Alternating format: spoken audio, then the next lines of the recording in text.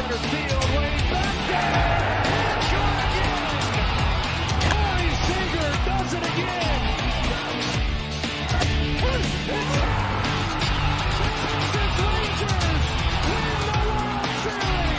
It's the Willie Mays Most Valuable Player Trophy presented by Chevrolet. Is there any doubt? Corey Seager. Hi, and welcome to another edition of Right on Rangers Live, coming at you after a 13-8 victory over the Toronto Blue Jays. Man, that one felt good. Just seeing a little bit more than 2 or 3 runs scored a game just makes you believe all over again. Well, not quite, but you know what I mean. This game absolutely was a roller coaster. Rangers had, a 7-3 lead at one point. And we're going to get into everything here. We're going to talk about Evo and the rough start that he had. By the way, officially activating that clause in his contract, hit his innings count. So he now has a $20 million player option that he can either exercise or decline in the 2025 season. We'll talk about him. We'll talk about some of the players of the game. And there were a few of them on the offensive side of the ball. And much, much more. Go through the box score. Preview tomorrow's game. Lots of good stuff ahead. We got a great show for you. Appreciate all of y'all choosing Right on Rangers for all of your Texas Rangers post-game analysis, in-game play-by-play analysis at times. Of course, here at Right on Rangers, we cover everything sports, but we put a big emphasis on all the teams we love from the great state of Texas, including the Rangers and especially the Rangers during baseball season. Well, let me get right into it here. Player of the game, I think we have to give to Wyatt Langford. Wyatt Langford with 3 total extra base hits today, a home run, no doubter, and on base 5 total times, 2 walks, adding to those 3 extra base hits as well. Look, MLB does player voting after, or I guess it's actually during the game in about the 7th inning. And I was shocked that at that point, Wyatt Langford did not have a higher win probability, as they call it. It was not even, I would say, top 3 or 4. A little bit surprised how they actually calculate that. I mean, seriously, Wyatt Langford getting on base all 5 times, I believe, tonight. I'm not sure how you beat that for player of the game, but he's my player of the game regardless. Wyatt Langford really giving you a lot of hope for 2025, really giving you a lot of positive vibes that he might make a big step next year. You guys have heard me, those of you that have been listening to me for a while, I've been cautiously optimistic that Wyatt will continue to make positive strides. I know at the beginning of this year and just coming into the season, we all assumed that Wyatt was a foregone conclusion to be a staple in this lineup. And clearly that's still a possibility, maybe a little bit below or behind schedule, I should say. But Wyatt Langford giving you a lot of confidence that 2025 is going to be a year that he can really solidify himself as a staple in the middle of the order. I think that to make him at this point or crown him as, our 3-hole, 4-hole hitter going into next year, I don't want to put a label on it just yet. But I'm willing to say middle of the order. I think right where he's at right now is a great spot for him to be. I know that he's been hitting third, mixing in a little bit more towards the top of the lineup, which I think is great. I think Wyatt ideally protects Corey Seager. That's the ideal situation. I think Wyatt ideally becomes that guy that can protect Corey Seager from you from the 3 spot. I'm assuming Corey is still going to be batting second next year, which I assume he probably will be. That would be the dream. Because in free agency, you just don't know if the Rangers are going to go out and get anybody. I really don't think you can count on Dolly to be Mr. Rebound in 2025. I hope to be wrong. Please prove me wrong, Adolis Garcia, who had a nice game today, by the way. We'll get to him in a little bit. But I think at this point, you got to have to count on Wyatt to be the guy if you are looking for someone, anyone that is going to be able to protect Seager. The only other option I would say at this point is Marcus Semien. And I don't know if Simi is cut out to be 3-hole at this point. I think he might be better served being a leadoff hitter, although the numbers were bad this year for Marcus. There's really only those two options in my mind. I do not give really anybody else or rate anyone else that's currently on the roster to be our 3-hole hitter. I hate to put the pressure on Wyatt, really do, but I think he has got to be the guy, and I hope that he can continue to take positive strides.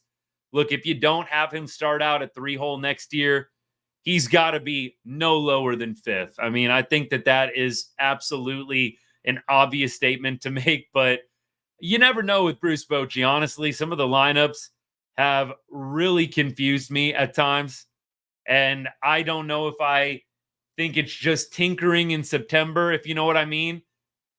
But even in the middle of the season, Boch has done some interesting things. Look, that's why they pay him the big bucks. But at the same time, I think it'd be a crime to bat him any lower than 5th going into 2025. I mean, save a huge free agent signing in terms of bats. So we'll see what happens. But Wyatt got to be the player of the game for me. The big lead tonight. Just a lot of excitement, I think, is going to keep building around him into next year.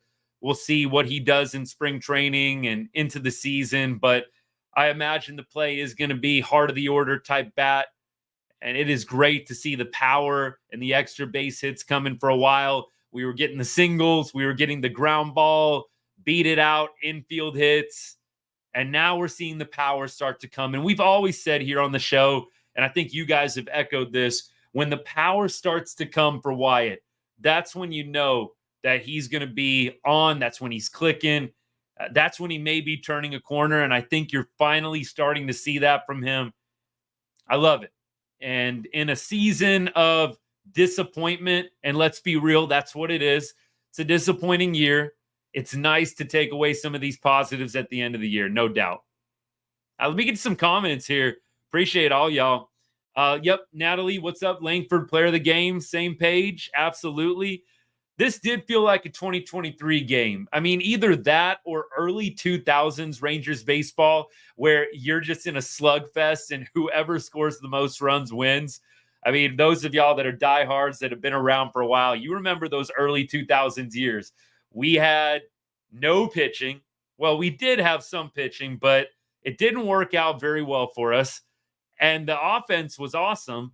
We'd have a lot of double-digit games, but we'd lose games 13-11, 15-12.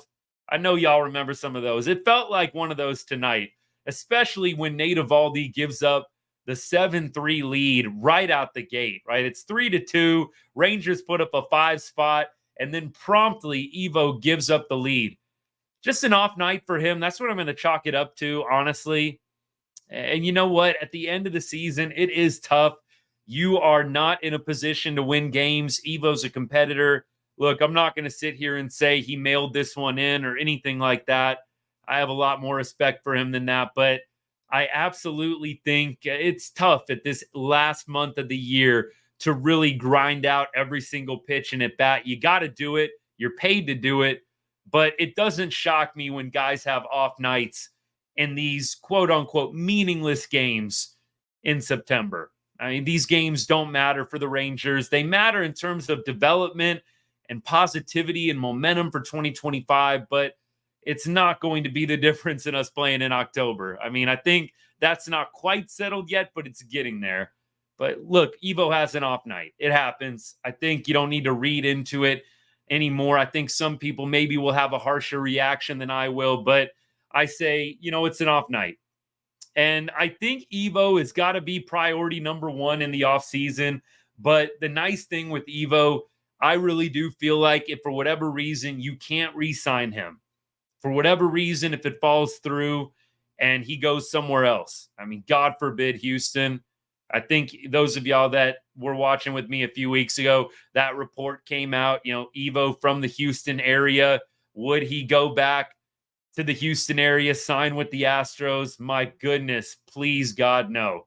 But at the same time, if he did the unthinkable, went to Houston or went to another team, I do think the Rangers are well positioned to fill the void. It's hard to fill Evo's shoes completely. Don't get me wrong. It's not going to be perfect, but without Evo, let's just run through the pitching rotation. You've got Jacob deGrom. You've got Kumar Rocker. You've got Cody Bradford. You've got Tyler Malley. You definitely still have like a John Gray, but personally, I'd rather not see John Gray be a starting pitcher. I mean, that's a solid 4. Jack Leiter, I think, could be a 5th. Let's see how Leiter progresses.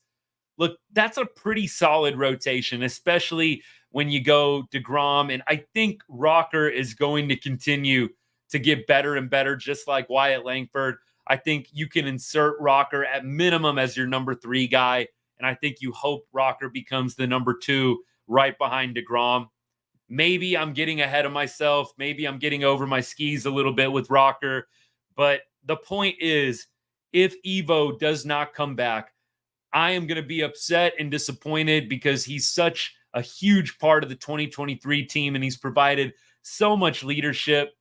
But I don't know if I'm going to be as down in the dumps as maybe I'd be with somebody else. I think Evo obviously getting up there in terms of years. I think that if we did lose him in free agency, we would be able to stomach it. I think everybody knows who's watched a lot of games this season. The Rangers' real problem is the bats. And tonight, they were on full display of what they can do, but we've seen the other side. It's too bad there can't be more of a consistent middle ground with the offense right now. Obviously, you're missing Corey Seager, but it's feast or famine. And look, I'm here for the feast. Don't get me wrong. I am here for the feast. But the famine sucks. It is absolutely terrible when the Rangers bats are not clicking. We saw literally, I mean, this is a perfect back-to-back, right? You had Sunday getting shut out, 1 hit.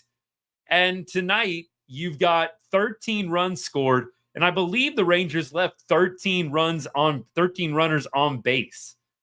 I mean, you couldn't have more polar opposite offensive performances. Seriously. Let me keep going here with comments. Man, I'm on fire tonight. I'm not going to lie to you.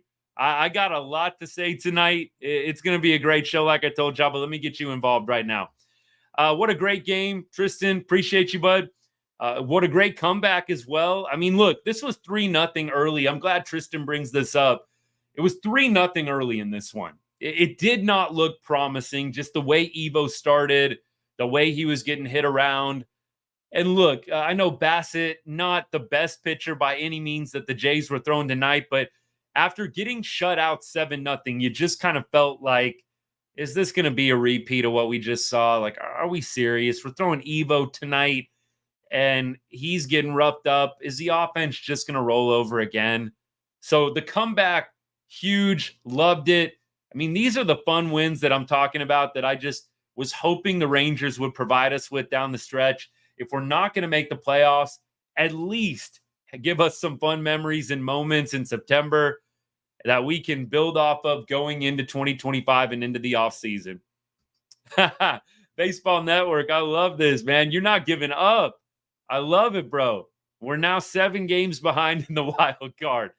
Man, you know what? That's the spirit right there. That is the spirit. It would be wild. I mean, look, it's fun to watch history happen. I'm not counting on it, but if there was some kind of epic collapse and the Rangers just happened to win their last 12 games or however many's left, right? It was game 151 tonight. So you got 11 games left. I mean, look, I would be pumped if that happened, beside myself. I mean, insert whatever phrase you want to throw in there. That would be insane. But look, it would take an epic collapse from some of the teams in front. But hey, win the last 10, 11 in a row, and why not us? See what happens. I like the spirit. I appreciate you. Oh, that Leote home run was nice. Nice work on the call. I can't say I had Leote home run dialed up in that at bat, but look, when Leote drives the ball, it in a way, it's like, I don't want to say it depresses me or anything like that. I don't want to get too dramatic, but the dude has a sweet swing when he hits bombs. I mean, look, and I know most home run swings, the swing's nice in general, but you just see what Leote's capable of, and you just shake your head like, dude, why can't we have this more consistently? Every time he hits those home runs, those laser shots out to right center field, I'm just like, why can he not do this with just a little more consistency. I get it. Baseball is a hard game. Leote had a nice night tonight. Great night for Leote. In fact, we're going to get all the box score and all that. We're just going rapid reaction right now. We'll get into the numbers and everything in just a little bit, but we got to enjoy this one, y'all. Look, it's not often we get to watch an offensive outburst like this. It's just fun. When the Rangers' bats are hot and they're getting the big hit with runners in scoring position, they're hitting homers. It's just phenomenal. It's so fun to watch, an absolute treat. So we got to enjoy this one, no doubt. Let me keep going here. Hey, Baseball Network, maybe we can talk about this. Send me a DM. We'll talk more about this, see if we can work something out. I appreciate that. Yeah, I know we always have some dumb comments coming in, but you know what? I try to just ignore and keep moving. But hey, let's talk after the show. Maybe we can work something out. Let me keep going. Hello from Russia. Wow. Thank you for tuning in. Appreciate you. Or wherever you're at in the United States. I shouldn't assume. Let me keep going. Evo's worst game of the season, Aaron, by far. I'm just going through comments, by the way. TikTok, I'm not trying to leave y'all hanging, so let me see if I missed y'all too. Definitely, though, Aaron, worst game of the season from Evo. Like I said, it's just tough here in September. I'm not excusing Evo, but I'm just saying these are like non-competitive games essentially. And, you know, Evo's got his innings marker. I'm not saying he mailed it in. I don't want anybody accusing me of that, but I'm just not shocked that an off game happens. Let's see. Got some comments here. The irony of the Rangers having inconsistent batting legit baffles me. I mean, look, unpack that a little bit more, but it's just disappointing. The Rangers returned pretty much the entire offense, minus Mitch Garver from 2023. So it's just ironic in general that a World Series team would be this bad, right? This bad, this inconsistent from night to night, offensively especially. Pitching's been pretty good this year. Rangers won, absolutely. Good stuff. Thoughts on Rocker? He seems like a good third pitcher. Yeah, that's exactly what I said. I think Rocker is going to be low end, a number 3 type guy. I think high end, he's number 2 behind DeGrom. I don't want to get ahead of myself. He has one start to his name. He's got, I'm sure, some lumps to take, some growing pains, but that slider plays. I think we can all agree that slider is one of the filthiest in Major League Baseball. They did some advanced stats on it. I was listening on MLB Network on my drive to work one day, and they were talking about how it compares, how his slider, Kumar Rocker, stacks up against some of the well-known best sliders in the bigs. It's right up there. Just the way that it drops, like the bottom falls out of it, the spin, the rotation he gets on it. I think Kumar Rocker is going to be very, very good. Kumar Rocker is absolutely, I think, going to be a number 3 low end for us next season. Let me keep going here. Let me make sure I didn't forget anybody on TikTok. I think y'all know the setup. We got TikTok on the phone up here, and we've got everybody else straight ahead. So anyways, for any of y'all new, I promise I'm not talking to nobody. Let me keep going here. Do I have any college locks this weekend? For college football, I got to be completely 100 with you. I have not looked at a lot of the college football matchups yet, but normally once Thursday, Friday hits, I start looking a lot more. So look, you want college picks, come on back. We can talk college football a little later in the week. All right, y'all, I got caught up on TikTok. Let me lock back in here. Aaron, worst game of the season from Evo. Hopefully in his last start, however many he has left, he can bounce back, finish on a positive. Last start, potentially for him, though, at Globe Life. I mean, that just feels wrong saying. I really do think he needs to be priority number 1 in the offseason. Bring him back on a 2-3 year deal, something like that, and see if he can run it back and still continue this great tenure that he's had with the Rangers. I mean, look, the ERA bounces up to a little closer to 4 after tonight, the 7 runs scored against him. But nevertheless, I think Evo, by and large, has had a pretty solid season. And of course, he's just one of those guys that is always going to be able to turn it on in October. He just becomes a different pitcher when the lights get brighter. So I think it is a huge, huge priority for the Rangers to do their due diligence, make Evo a solid offer. Do not lowball Nate Eovaldi. Keep going here. I appreciate the compliment. Look, maybe one day. For now, I'll have fun hanging out with all you guys, but we'll see. I would love to be able to do some TV for the Rangers. That would be the dream job. Traveling with the team, talking Rangers baseball full time. I mean, y'all know, I think y'all picked up, this is kind of a side gig for me at this point. I love it. Super passionate about it. Maybe one day, but I appreciate that. Let me see. I know this is in reference to what I was saying about Evo. Look, the journalists throw out lots of stuff all the time. And look, I'll edit stuff. You know what I want to say. They edit, they put out stuff all the time to try and get clicks. So the Evo to Houston thing, that was legitimate. I'm pretty sure I read that in a Sports Illustrated article. And look, I understand that not all sources are super reliable, but that I think would be worst case scenario. Evo is from the Houston area, so you would kind of understand it. That being said, come on now. You pitched against the Astros for several years now with the Rangers. You won a World Series for the first time for the Rangers. Dude, come on. We got to stick in Arlington here. You can't go play for the enemy. Cannot go play for the enemy. Let's see here. Aaron says, have to figure on injuries at this point. We've had them every season, have a surplus of pitching and long relief guys. Yeah, I mean, look, I got to admit where I was wrong, where Right on Rangers was wrong here. I said at the trade deadline, you have a surplus of pitching. Trade Mike Lorenzen. Maybe trade Urania. I couldn't have been more wrong. I mean, we, turns out, needed those guys. If we had Mike Lorenzen right now, look, it's nice to have Pennington. Don't get me wrong.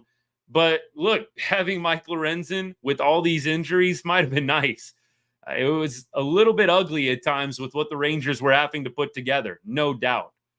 So I think at the end of the day, the Lorenzen trade was the right move, but perhaps it would be a good idea, and I think the Rangers will do it. Go load up on some 1-2 year deals, some solid vets, some starters, maybe guys that can be that 6-spot starter for you. You know what I mean? Maybe a guy that can be a little hybrid of each, kind of like Dane Dunning has been for us. I do hope Dane Dunning turns it around. If Dane can be back to the guy that he was in 2023 with the 370s ERA, that was Dane Dunning. I think Dane Dunning won double-digit games in 2023 and had like a 370s ERA. Can we get that dude back? That would be huge if we could get that Dane Dunning back, because that gives you that 5th, 6th starter, gives you that interesting bullpen piece come playoff time. I still think the Rangers would be wise to get a vet on a 1 or 2 year deal, whoever it might be. But I do think the Rangers pitching staff in 2025 is in good hands. Let me keep going.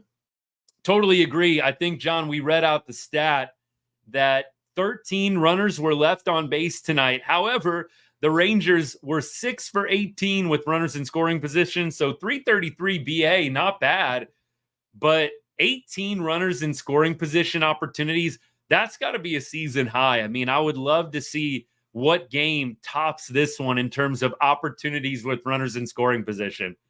There might be 1 or 2 other ones, but you guys know I look at pretty much every box score every night.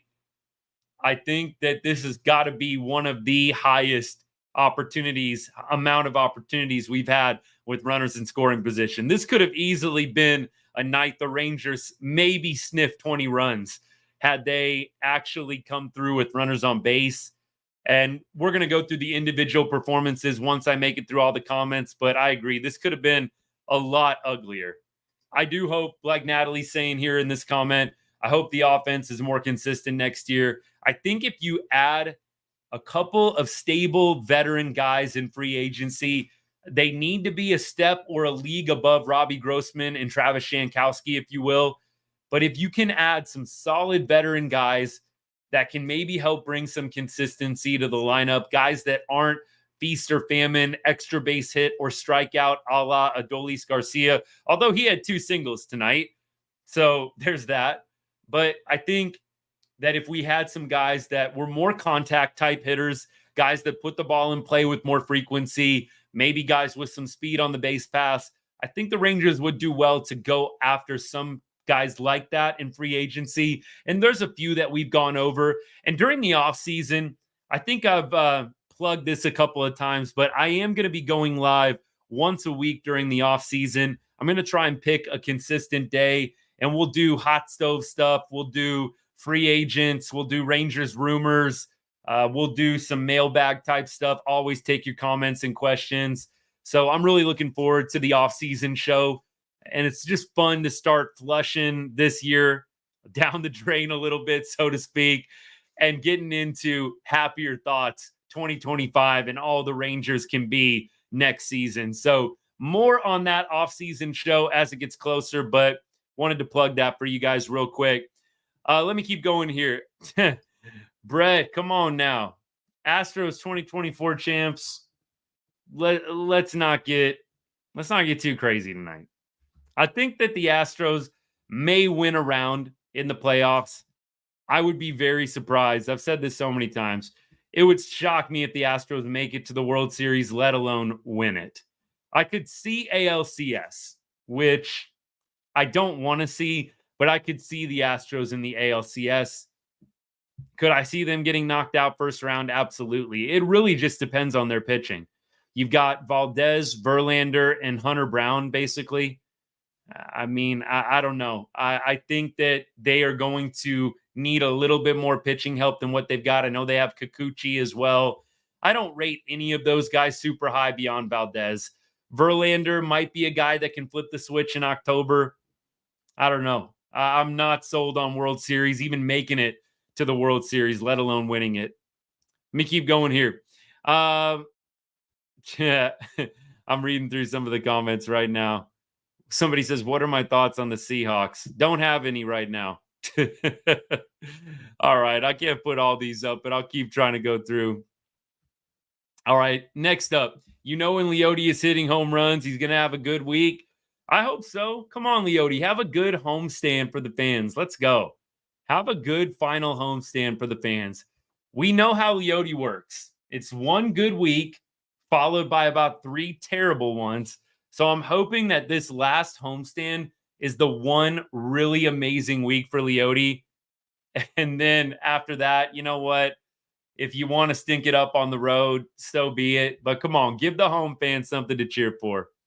Give them something to cheer for. I should start hitting up Jared. I would love to get on the podcast with Jared, no doubt. That would be phenomenal. Look, something like that would be an absolute dream. I'm not getting my hopes up. I will take this. I'm a count my blessings kind of guy. I will take the blessing of having all y'all to talk Rangers baseball with. So don't get me wrong at all. Would I love to hit the big time? Absolutely. Do I enjoy thoroughly just getting to shoot the breeze with you guys after every game on here? Yes, sir. All right, let me keep going. What do they plan to do with Leiter next year? My thought on Leiter is they're going to try to make him the 5th starter. I think that is a great role for him. I think you're going to go, and maybe he's not going to be the 5th starter if you have Evo come back. But think about it. Let's say you do have Evo back. You have DeGrom, Evo, Rocker, Bradford, Malley. There's 5 right there. Now, you can't assume they're all going to stay healthy the entire season, but Leiter may be on the outside looking in. Now, could he be that maybe bullpen, long relief guy? I don't know, but I just wonder if they're going to be hesitant to bullpen him full time. He is the first round, 2nd overall pick. Do you really want to start turning that guy into an innings eater? But do you really want him to be down in AAA? I think it's going to be tough. I really do, but it depends. I think if Evo comes back, it's going to be tough for Jack Leiter to get consistent starts. Unless they're going with a 6-man rotation, which they very well might. That could be a strong possibility.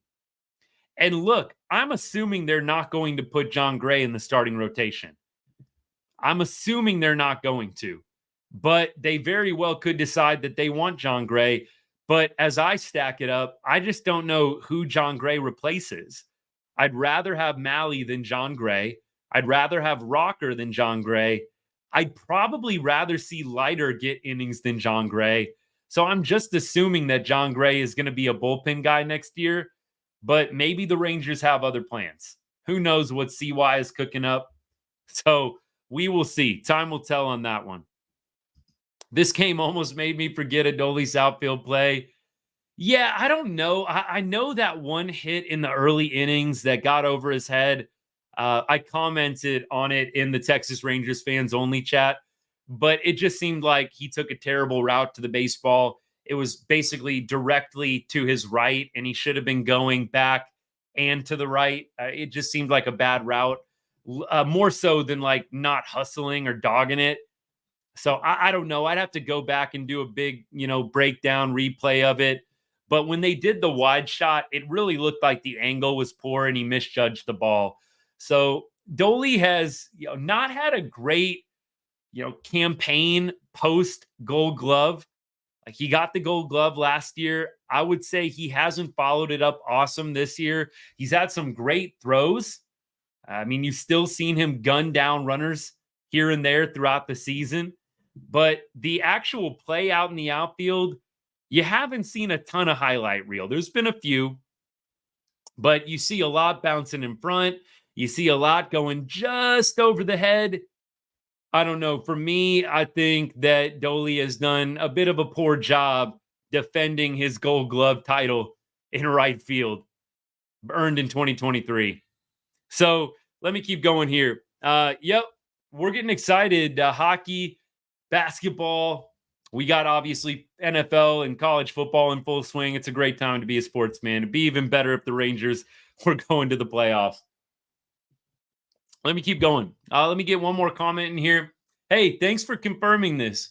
Aaron was at the game, happened right in front of him. Yeah, again, just appeared that on that ball, not going to get the inning and, batter perfectly here, but it was a ball. He was going to his right. It was kind of hit right center, and it looked like he just took off immediately, beeline, straight line to his right. Should have been going right and going back at a little bit more of an angle. Just looked like a classic misjudge. Like I said, just seems a little off out there. I don't know if the offense is affecting the field play, just the overall. I don't know. I'm not Adolis, and you don't really get reporters asking Adolis the hard-hitting questions about this kind of stuff. So I don't know. But Adolis has not been super, super impressive out in right field this year, beyond a few laser throws, because the dude does have an absolute cannon. I don't think any of us can deny that. No, Cowboy fan, no chance for wild card. But Baseball Network and you would be great friends. Baseball Network still holding out some hope. I don't know. I'm not holding out hope that the Rangers can still make the playoffs. No, they're not technically eliminated, but look, I'm not going to blow out anyone's candle on this one. If you want to hope for the Rangers' playoff chances until the bitter end, I have a lot of respect for you. You're not going to get any hate from me. Let me keep on going here, though. Box score. Let's check it out. We've already done a little bit of that, mixing it in off my memory, but now we get into the specifics. So Marcus Semien, 0 for 4 on the night, did score a couple of runs, reaching from a walk, and I think from a fielder's choice as well. So Semien goes 0 for 4, 235 batting average on the year. Josh Smith, 1 for 4, had an RBI as well and a walk, so on base a couple of different times. Not bad. Wyatt, we talked about the player of the game. Look, I misspoke earlier. He actually had 6 plate appearances and reached in 5 of 6. I said 5 of 5. I mean, nevertheless, still an outstanding night from Wyatt Langford. Gotta love what he brought to the table tonight. Dolly had 2 singles and 3 RBI along with 2 walks. He was on base 4 different times tonight. This is the kind of performance from Adolis that we were hoping to get all season long. Man, I hope he can finish on a positive note. I know we've done a lot of dogging on Adolis. And look, I think deservedly so. He's had a terrible year. And the Rangers really haven't done him a lot of favors by continuing to play him in the cleanup spot, by continuing to play him high in the lineup. I think you almost kind of put a magnifier on it. on the bad situation when you continue to bat these guys high who are having bad years. But you know what? It was a nice night for Adolis, and I hope he builds off of it. Clearly, we're never rooting for any Rangers player to not do well, but we do speak truth through stats, and the stats don't lie with Adolis. It's not been a great year, but could we get some positive momentum for 2025? That's my hope. Nate Lowe, 1 for 5 tonight with a walk. Rangers worked 9 walks tonight. That's got to be close to a season high as well, or one of the highest walk totals for the Rangers hitters over the course of the season. So Nate Lowe on base. Only extra base hits tonight, by the way. Leote's home run, Wyatt Langford's home run, and then Jonah Heim's double and Wyatt Langford's 2 doubles. So you had essentially 5 extra base hits tonight from Rangers players, everything else singles. Josh Young, 1 for 4 with a walk. That was, I guess, kind of the popular order tonight. 1 for 4 with a walk. Rangers also only struck out. Looks like strikeout total still a little bit high. Foscue, I think, really brought that one down. I'm going to try not to go off on Justin Foscue tonight because I've done it already, y'all. I'm going to try. I might not be able to help myself, but Foscue striking out 3 times tonight kind of brought that strikeout total a little bit higher than what it might have been otherwise. But Jonah Heim, good to see him with a pulse. Can we agree? I mean, Jonah Heim had 1 RBI in September so far. 1 RBI. It's September 17th at this point. I mean, the guy was in a terrible slump. I'm really glad to see him come up with the game-winning RBI tonight. Tie game. Jonah Heim, I believe, singles, right? Singles to drive in 2 runs to make it 9-7. So good for Jonah. 2 for 4, had a walk as well. You hope, and I've said this so many times with Jonah, I hope that like the 8th time is a charm here, but I just hope that this gets him going. We need Jonah Heim to be good next year. That would unlock so much for this offense if Jonah could be even a little bit below where he was in 2023. It would be so huge for this lineup. So I love seeing Jonah get the game-winning RBI tonight. Rangers never looked back or relinquished the lead after Heim's big hit, and I believe that was the bottom of the 8th inning. Let's go to the bottom of the 8th, by the way. We're not going to go through the entire game. There's a lot to go through if we want to do that. But bottom of the 8th inning, let's go to it right now. Starts out with a Josh Young strikeout. Jonah Heim doubled. So actually, I misspoke. That was actually what earlier on in the game. So I'm getting ahead of myself here. My mistake on that one. That must have been in the bottom of the 6th inning. Yes, correct. All right, bottom of the 6th. My bad. Backtrack a little bit. Bottom of the 6th starts out with an Adolis Garcia single. Nate Lowe walks. Josh Young singles. And at that point, we had bases loaded, nobody out. And we had Jonah Heim coming up with a big hit, a big single, a ground ball to George Springer to make it a 9-7 ball game. Leote would get out on a fielder's choice. Foscue would go on to strike out, and then Marcus Semien flew out to left field. Was that Semien fly out the really nice play? I'm going to look at this real quick if I can while we're live here. So Marcus Semien, bottom of the 6th inning, 2 outs with runners on 2nd and 3rd. That's a nice play in the gap there. That is not an easy catch. Whoever that was, that is an outstanding play by the left fielder on that Marcus Semien ball in the bottom of the 6th inning. Wow, props to him. Props to him. So bottom of the 6th inning is when Jonah Heim gets the big single to drive in 2. Bottom of the 8th inning is when Heim added the double. So there we go. Now, back on track here. Leote, 3 for 5, 2 RBI, 2 runs. Let's see what Leote's doing the past 7 games. Let's see if he's already on a heater or if he's just getting started with one. So I would not say he's on a heater quite yet. 263 over the last 7 games, but 2 home runs in his last 19 at-bats. That's something. Hopefully, like I said, this entire homestand, we can get a Leote heater. That is what I would absolutely love to see. The home fans would love to see it too. Let's go. We're manifesting it right now. All right, let's keep rolling. We got to talk a little Justin Foscue. I don't understand why Dustin Harris isn't up. Let's make this less about Foscue, more about Harris. It's pretty clear that Foscue is a little bit over his skis at the moment. A little bit over his skis at the moment. And I really don't know why they continue to put him into this position. I know he's hitting last, so there's literally hardly any pressure on him. But at the same time, I don't understand why they're not giving an opportunity to somebody else. It's clear Foscue can't hack it right now.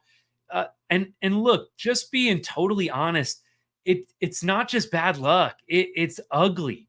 Like the pitches that he was swinging at in his last at bat were terrible.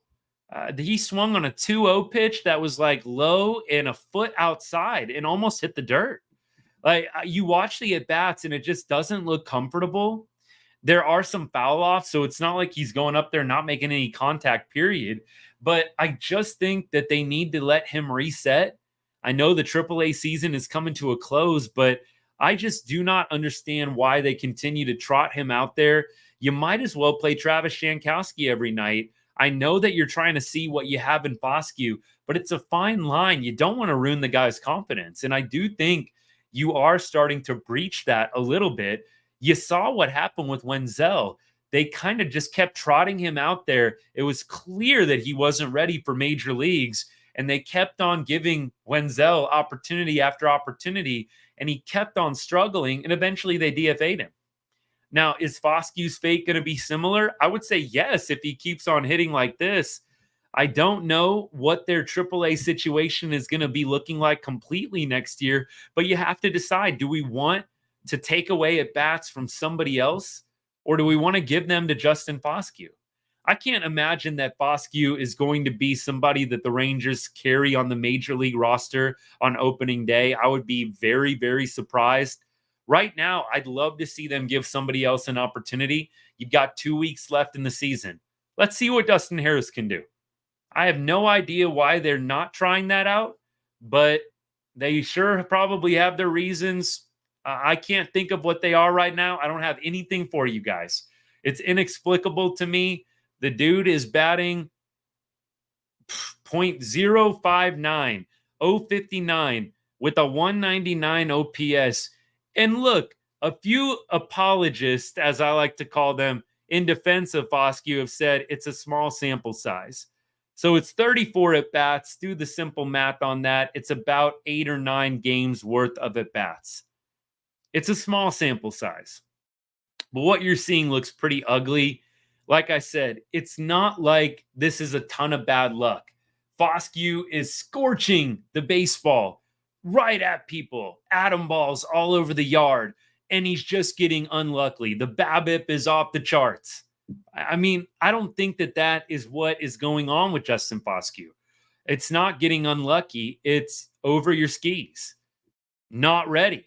And I would like to see somebody else get an opportunity. I just don't think it's going to happen. John, I agree. I don't know how he's still on the major league roster. It might just be a situation where they've just said, you know what? The season is what it is. We're just going to ride with Foscue on the major league roster for now. I don't know. Mariners are losing and the Astros are tied. Okay. Hey, look, can we get a double up on the losses? I'd like to see it. Give me a Mariners L and an Astros L just for fun. I'll take it. All right. Forget Harrison Foscue. Why is I don't know why Sandro is on the roster at all. I don't get it. If you're not going to give him at bats, I do totally understand the idea and the point there. It's got to be a little bit frustrating for him, I'm sure. So you're getting the call up and you're watching Foscue get these at bats when we've got a guy that probably should be at this point getting some reps over him. So yeah, I can't imagine that Sandro's super pumped about sitting the bench while Foscue hits 059. But you know what? It is what it is. Hopefully he'll get some opportunities. I don't understand completely what the Rangers are doing. I really don't understand that at all. But you know what? They get paid the big bucks. That's always my excuse when nothing makes sense. Chris Young and Bruce Bochy get paid a lot of money to do what they do. We have to remember they do know a few things. And so when nothing makes sense, that is going to be what my default always is. Absolutely. Man, look at you giving the background details here. Yep, I know a thing or two. I do some teaching, do some coaching. UNLV, Running Rebels got a team this year. Look, I can't say I am an avid UNLV fan, but at the same time, I do like seeing them do well. They are the alma mater, but at the same, look, they've been bad in football, especially forever. Basketball had its heyday way back when in the 90s, but I'll tell you what, it's definitely looking bright for the Running Rebels. It's good to have a new coach in the mix from the SEC, Odom. I'm excited about that. But enough about the Rebels. We can talk about that on College Football Day. Somebody on TikTok says, I'm already looking forward. JJ says, I'm already looking forward to 2025 already. I'm pumped for next year, especially Rocker. Couldn't agree more. I really could not agree more. I love what the Rangers have for 2025. You're talking a full season of DeGrom, hopefully a full season of Rocker, a full season of Josh Young, a full season of Wyatt Langford. We forget Wyatt Langford missed almost a month of the season. Hopefully a full season of Evan Carter. I mean, we're just like wrapping these off right now. Like there's so many guys that did not play a full season this year. Maybe by some miracle, some Christmas miracle, we'll get a full season of Corey Seager. I love Seager. You know I do. He's my favorite Ranger. But Corey Seager, not a guy that you can necessarily count on for 162 or even a $150. So I hope that we can get full seasons of all these guys. And I really do feel like 2025 is going to be a bright year for Texas. Look, Walcott, AA right now. I don't know if Walcott is going to be a guy that contributes at the big league level next year. Is he getting a lot of rave reviews? Yes. The speed, the pop, the glove, the range. I really do think, and we've talked about this multiple times, so I'll keep it short for my longtime viewers, but I really do think Seager is going to move eventually. It's been rumored and talked about quite extensively in Rangers circles. I think that is the right move. Don't make Walcott move positions. Corey Seager, I mean, look, Mike Trout, news came out today from Mike Trout that he's open to moving positions from center field. Why? Because it's a taxing position. You got to cover the most ground out there. You go to a corner outfield spot, it's a little less taxing on the body, or you go to DH, obviously, it's a little less taxing on the body. Now, we'll see what happens with Seager, but my hope would be eventually he becomes more of a DH first baseman type. He's a tall guy. He's 6'4". He's got the body for first base. It's not an easy position to play. Some people have that misconception. First base, Ron Washington said it well. He's been on the record. And if you've seen Moneyball, his character said it too. First base is one of the hardest positions to play. It's extremely difficult. There are a lot of different components to first base that not a lot of people think about if all you've played when it comes to baseball is backyard wiffle ball. Like, there's a lot to the first base position. So I think Seager is a cerebral enough player to be able to transition to that, but I'm not sure what his feelings are on it. It's not like people are asking him, Corey, how would you feel about first base? I haven't heard the interview. So my hope is that eventually that does happen, paving a way for Walcott. But I really don't think Walcott is going to be a contributor next year, at least a big time one. Could Walcott maybe get a call up? I think that's possible. Maybe in September. I don't know. But I just don't see Walcott being a guy that breaks the 2025 opening day roster. Aaron, agree. I need a little time off. Look, I'm going to watch the postseason. Might do some postseason content here and there. Not a lot, because I really prefer to keep this more on the Rangers side of things, unless it is like a huge MLB news story. I like to keep this mainly Rangers focused, but I'll be doing some postseason coverage. And then I will be interested in the offseason. I'm going to really try and have my ear to the ground a lot more, paying a lot more attention to all the little moves the Rangers are making. Like I said, we'll definitely do a show weekly to go through anything off season, anything you guys want to talk about. And I'll lay out everything that I've heard Rangers related, give you guys a little rundown and recap. It's going to be awesome. We'll keep going here.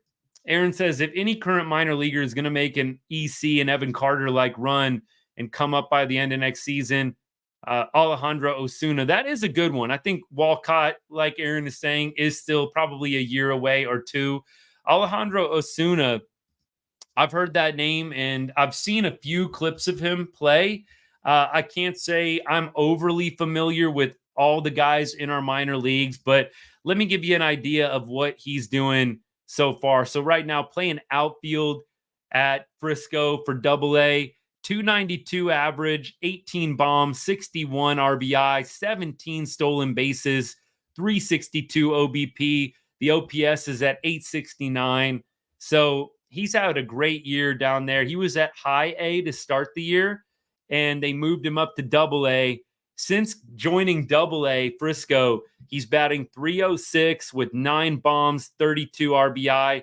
He's got a 379 OBP in his 57 games at Frisco. So, look, not a guy that I was clued in on. I look casually at the AA and AAA stats, but I think Osuna absolutely is going to be a guy. Good find to Aaron. All the credit to you, my friend.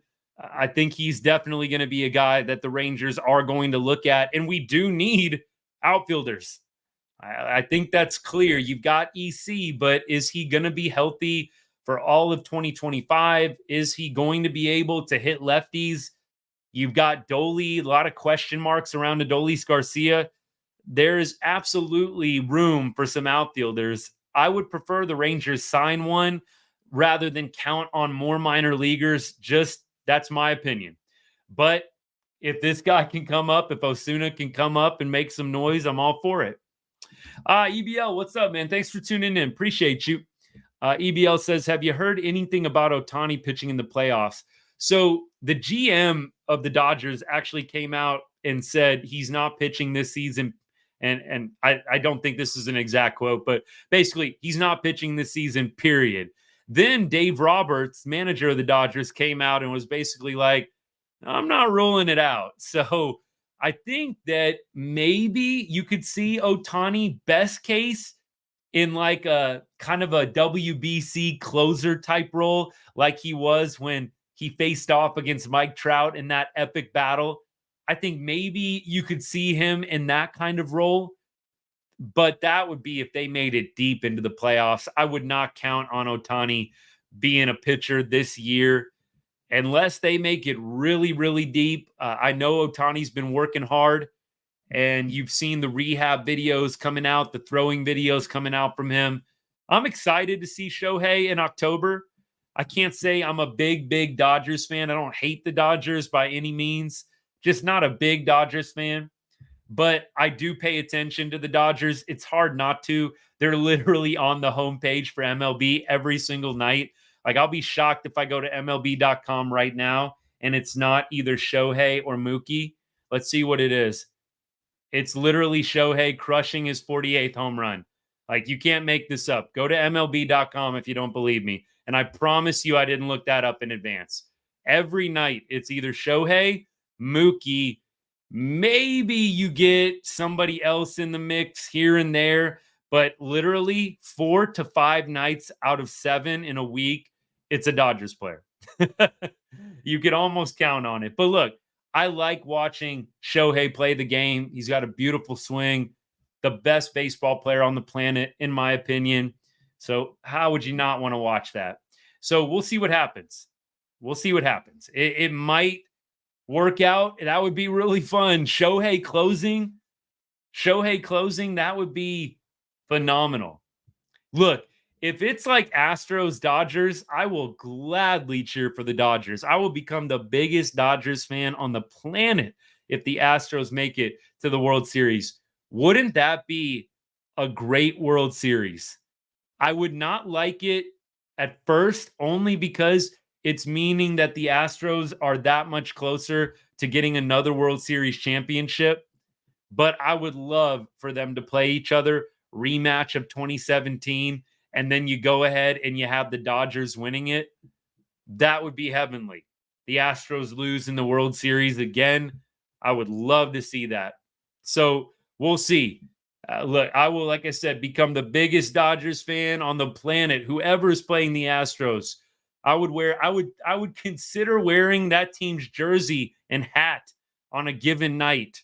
Look, if I do a Rangers live during the week, kind of a postseason, I will gladly, whoever the Astros are playing, I'll see if I can find something to wear. Gladly will support that team if the Rangers aren't in it. Let me keep going here. Let's see.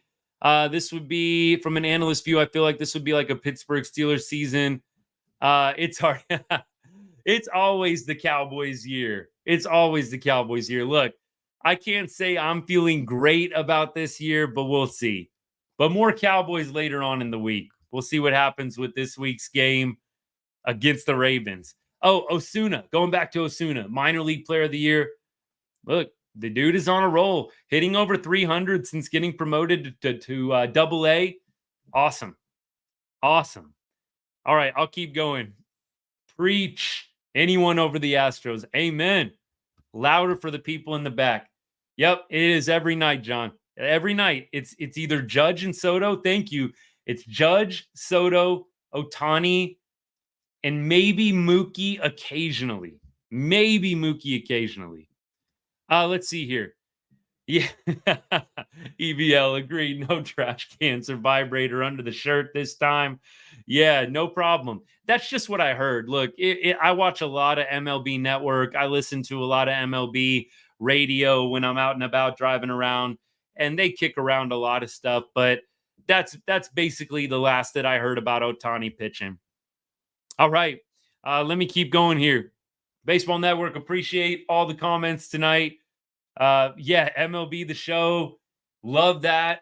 I need to do another MLB The Show video eventually. I had fun making that video way back when, after we lost that series to the A's in April, and I had to get on MLB The Show and beat the A's like 38-0. I'm going to have to do another MLB The Show video and post it, do another shorter reel. But I appreciate this comment. Look, we all love sports here, clearly. And as I said earlier, it is a great opportunity for me to get to do this with you guys. I absolutely love talking Rangers baseball, and I appreciate that you guys come back every night wanting to talk about it too. So thank you again. I appreciate it. Let me keep going here. I'll check on TikTok here, see if I didn't miss anybody, but we're going to start going towards tomorrow's game. All right, tomorrow's game. Right now, by the way, Houston is up 4-3 on San Diego in the bottom of the 10th. Astros took the lead in the top half. And the Mariners game, I think, went final. Altuve got tossed for taking off his shoe and his sock to protest a call. Wow, I need to see the replay on this. Jose Altuve ejected in this game, taking off his sock and shoe to argue the call. I got an ad playing right now, so I'm not watching it. He took off his left shoe and sock and limped over to the umpire, pointing at his foot to show where he was hit. So he fouls off a ball, and it goes to third base. And the umpire basically said, no, you didn't hit it off your foot. It's a fair ball. And Altuve is arguing that the ball went off of his foot. So he takes off the shoe and the sock to show that he got hit with the ball, and they eject him for it. That is a hilarious story. Y'all gotta go watch. Y'all gotta go watch this replay. It's pretty ridiculous. Altuve taking off his sock and his shoe to show the umpire, limping over and the umpire just ejects him right away. Oh, I love this. I'm not watching with sound. I would love to watch this with sound after the show, but go watch the Jose Altuve ejection. Oh my goodness. Yep. Natalie says Osuna and a free agent. That would be great. Osuna, get a free agent outfielder. I'd love to see them upgrade first base with Nate Lowe. We'll see what they do with the catching position. You've got to add a few pieces in the bullpen, maybe a starter. I think that the Rangers are probably not going to be making huge splashes in the offseason, but I think there are some very solid moves to be made. And again, we're going to talk more about it as we get into the offseason. Yeah, San Diego, I hope they can pull this one out, though, over the Stros. Looks like right now, I'm going to pull up the game day on this one, and I'll pull up the Rangers Blue Jays preview for tomorrow as well. But right now, wild pitch. Diaz just walked. So it's first and third. Arias is up to bat right now. So things are looking actually pretty good for the Padres at this point. They'd have to strike out 3 straight times for this to not go well.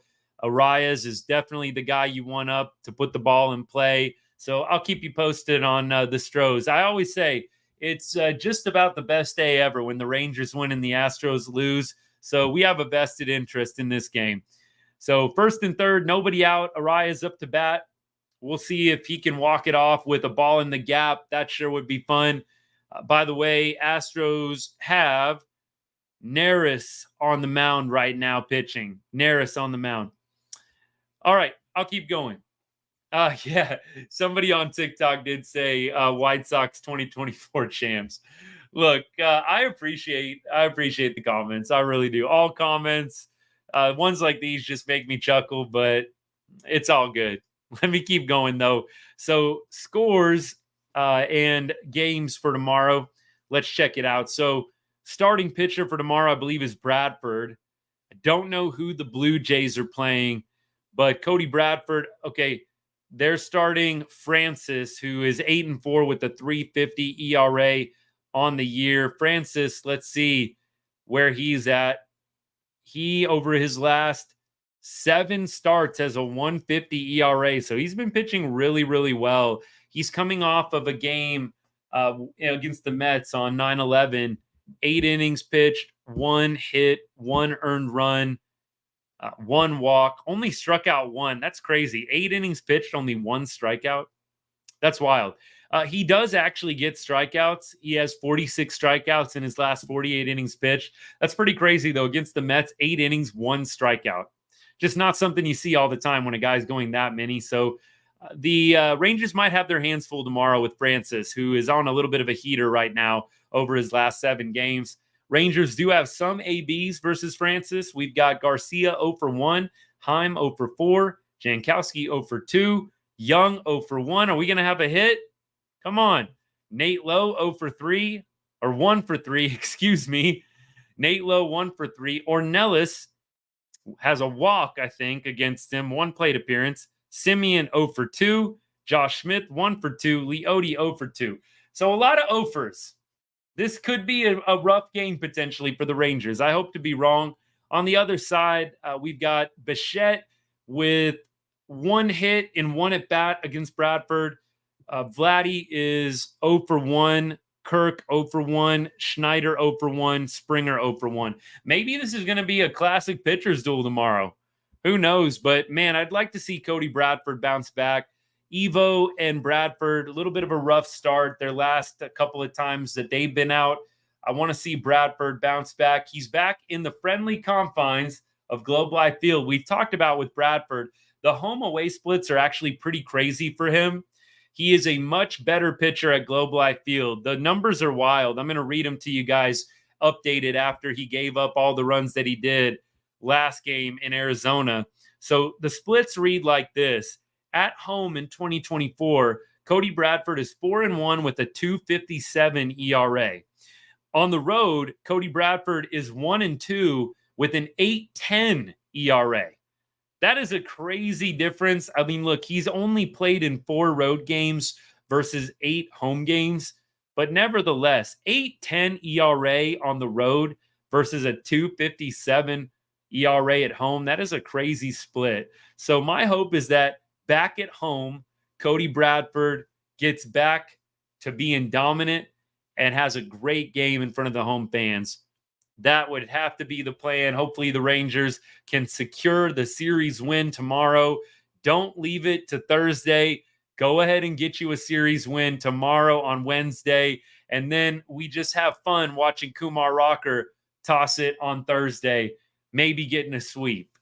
Does that sound like a great plan? I think so. So right now, by the way, in the Astros game, let's see if we got any updates. So looks like, unfortunately, we've got Arias grounding out. And I think that the Padres did not get a run off of that ground out. Nope, they did not get a run. Fernando Tatis just struck out swinging. So now it's 1st and 3rd, 2 out. And our boy Jurickson Profar is up to bat right now with a chance to win it. Actually, he was just hit by a pitch. So now it's bases loaded. And we're going to have Manny Machado up to bat with the bases loaded. Man, I'd love to be watching this right now. But you know why I can't? Because Las Vegas is blacked out from 6 different teams, and the Padres are one of them. So, unfortunately, all I get is game day. But, man, would I love a Manny Machado walk-off right here. Yeah, that is really unfortunate that they were not able to get anything with Arias and Fernando Tatis up. So we've got Manny Machado coming up to bat right now with the bases juiced. 94-mile-an-hour fastball, high and tight, hitting Jurickson Profar. So he's on his way down to first base right now, I'm assuming. No updates quite yet, but we'll keep them coming. Around the major leagues, I don't know if there's a whole lot fun stuff for us to chat about, but I'm going to look at the headlines, sift past the Dodgers stuff. We talked about Altuve. Ohtani now at 48 homers, 48 steals. Second deck bomb that he hit tonight. Juan Soto hit the 200th home run of his career. Bobby Witt makes history as the first shortstop with 2 30-30 seasons. Bobby Witt, man, that dude, I've told y'all, I would love Bobby Witt on the Rangers. Oh, it's just like the name, it's just too perfect. I would love Bobby Witt. I love guys with power and speed. Oh, that's why Ohtani, the 50-50 thing, I mean, that is crazy. But Bobby Witt, second 30-30 season, only shortstop in Major League history to have 2 30-30 seasons. That's impressive. You're one of one in anything when it comes to Major League Baseball. That is impressive. Still no updates on this Astros Padres game. I'm wondering if Jurickson really got hurt or something. I don't know. Nothing yet on the updates, and it's been a couple of minutes here, so we'll see. Continuing on down the list, we have MLB announces expanded roles. That's nothing. Nothing burger on that story. Acuna looks like Big Bro on first Major League home run. Oh, no. This is not what we wanted to hear tonight. This is not what we wanted to hear tonight. So last year, of course, Luis Angel Acuna gets traded for Max Scherzer. What do you know? Tonight, he's hitting his first Major League home run. Alas. That's a little depressing, considering Max Scherzer is probably not going to be a Ranger next year, and we really did not get a whole lot out of him. Yes, he contributed in October last year, but we did not get a whole lot out of Max Scherzer. Let's be totally real. I really hope Luis Angel Acuna, I don't wish for him to do bad, don't get me wrong, but I really hope he doesn't become like a star. Please. That would be painful. Look, it'd be like Emmanuel Clase all over again. Looks like it's a 1-2 count on Manny Machado right now. So let's see if Manny can bring home this dub for the Padres. 1-2 count. Foul ball on pitch number 3. Inside on a splitter. Neris still pitching. Righty on righty matchup. Man, come on, Manny. Base knock somewhere. Ball in the gap. Base knock wins the game. Right? You got runners on second and third. Bases loaded here. Come on. In play runs. That's what I want to see right now. And nope, in play outs. Astros are going to win this one. That's unfortunate. Very unfortunate. But you know what? The Rangers get a win. Can't worry about the Stros. Sucks, though. The Padres have first and third with nobody out, and you can't score. Come on, you guys are not the Rangers in 2024. Seriously. We got to laugh at ourselves a little bit here. That's something the Rangers would do. First and third, nobody out, and not score a single run. You got to be kidding me. Okay. I believe someone said in this group and was lambasted by all the Rangers homers, but what do I know? Aaron, explain that one a little bit more. I know sometimes I'm all over the place. I'm not quite connecting the dots on that one. Give me a little bit more on that one as I close the show up. So tomorrow, I think game at normal time, I believe. Another similar start time. I'm going to check this one out just to make sure, but I believe tomorrow is a similar start time for Texas against Toronto. And then Thursday is the day game, if I'm not mistaken. So 7:05 Central Time start.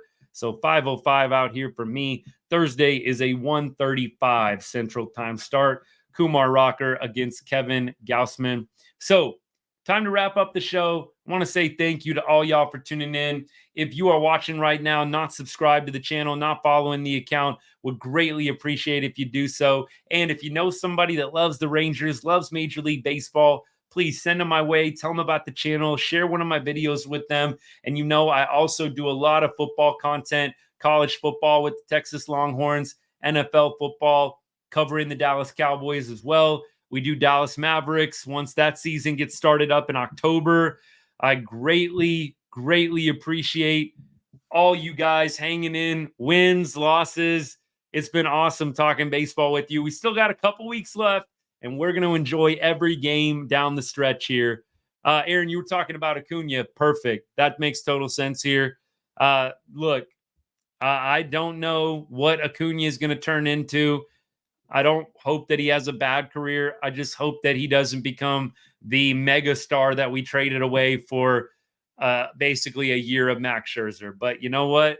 It happens sometimes. It happens. I'm sure the Cardinals were kicking themselves last year as they watched Adolis Garcia tear it up in October for the Rangers. It just happens. But we're going to wrap it up for tonight. I hope y'all have a great rest of your Tuesday night. Come back and hang out again tomorrow, hopefully after another Texas Rangers win. If not, catch me on the replay. All of our lives are posted to Facebook and YouTube after we're finished here. Check us out there if you're not able to go live with us tomorrow night. And as I always say, to end every show, God bless.